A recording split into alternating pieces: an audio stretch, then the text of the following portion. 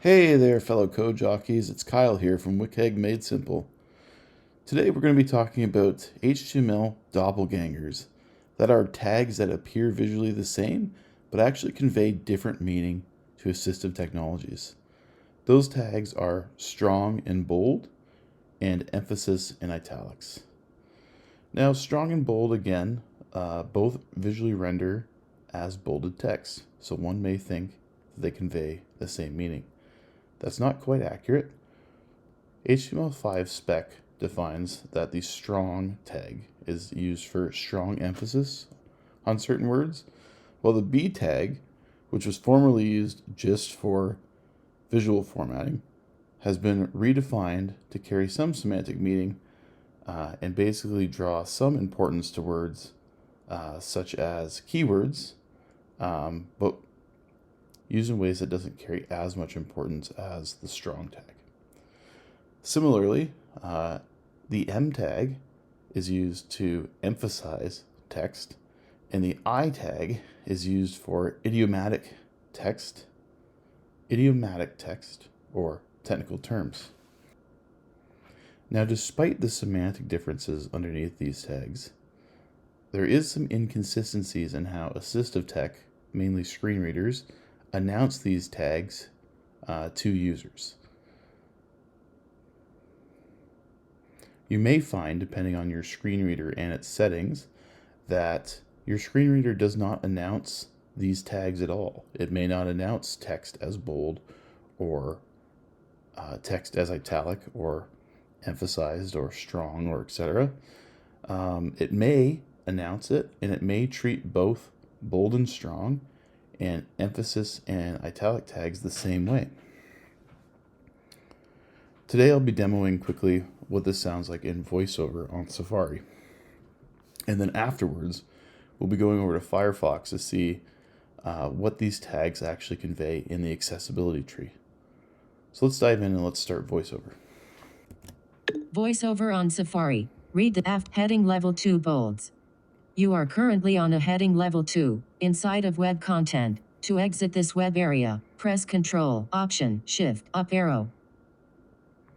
Okay, now underneath each of these headings, bold and italics, we have different scenarios for how to create bolded and italicized text.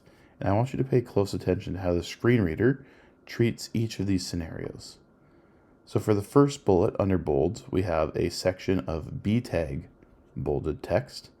Next, we have CSS font weight bolded text.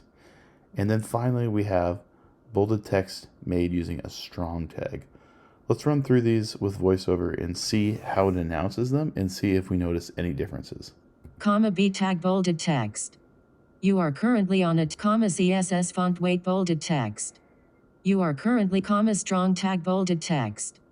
You are currently heading level 2 italics.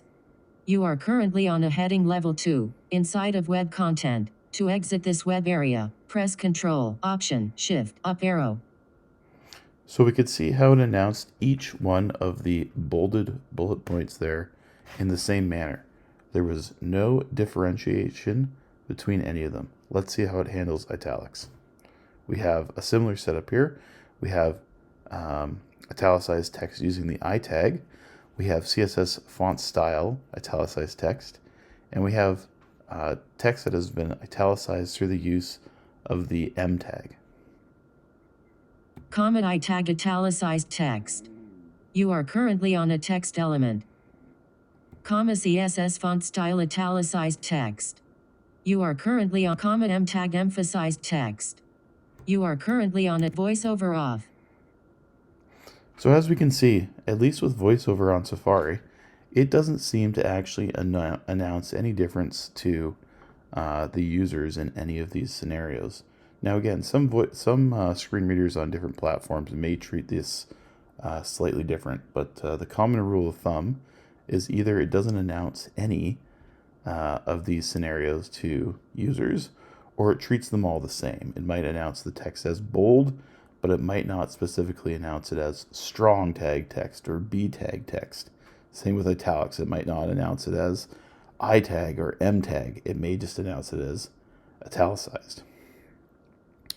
Now that's actually quite interesting, given that the HTML5 spec does place different semantic meaning on these tags.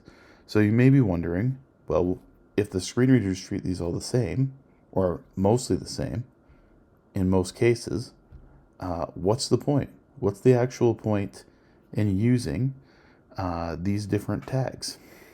Well, the answer is a little bit nuanced. We have to dive a little bit deeper. I think one important thing to look at is the accessibility tree, which is essentially you can think of it as like a DOM, specifically for assistive tech. And it contains mostly just the information needed for screen readers and other assistive tech, such as, the elements, their roles, etc., etc. So the best way to view the accessibility tree, at least at the time of recording this video, is actually in the Firefox browser, because you can see the whole accessibility tree. Other browsers allow you to see pieces of it, specifically when you're inspecting certain parts in your inspect element, but they may not allow you to see the full accessibility tree like Firefox does.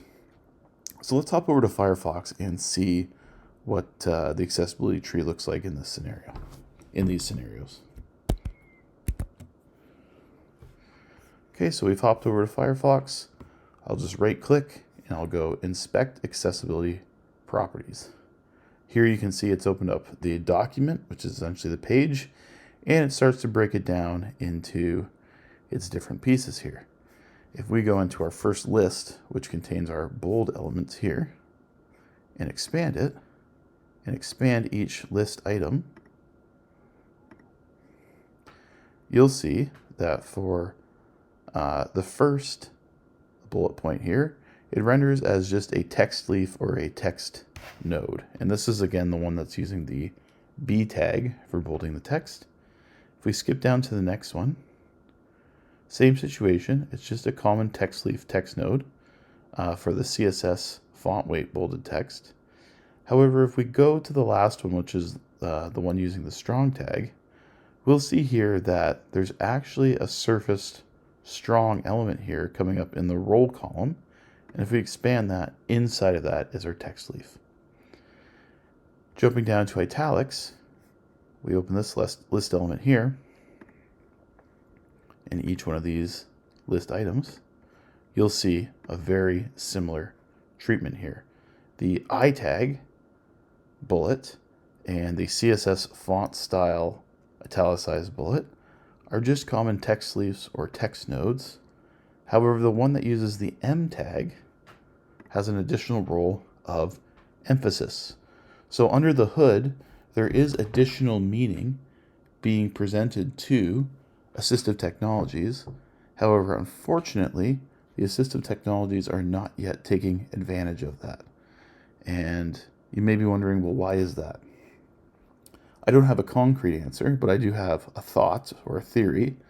I think that the way that screen readers announce and read text as it stands today is a little bit very robotic. As it reads a page, it doesn't sound very natural, right? It doesn't sound like a person talking. It sounds very much like a Microsoft Sam style voice reading your page.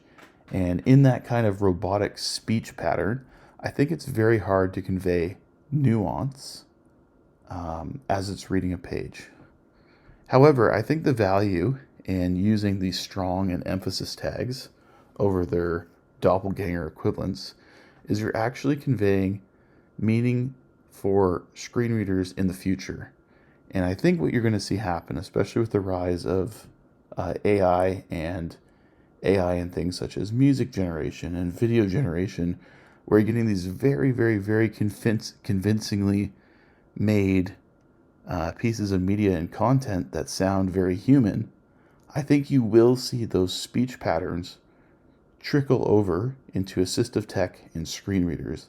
And so eventually I think you will have screen readers that read a page in a much more human way and with a much more human voice.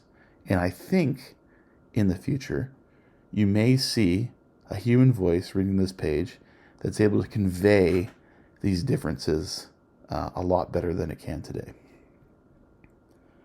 So thank you for listening. That's it. That's all today. Please check out in the description below the link back to the blog article about this, as well as the code example, if you want to try it yourself. See you next time.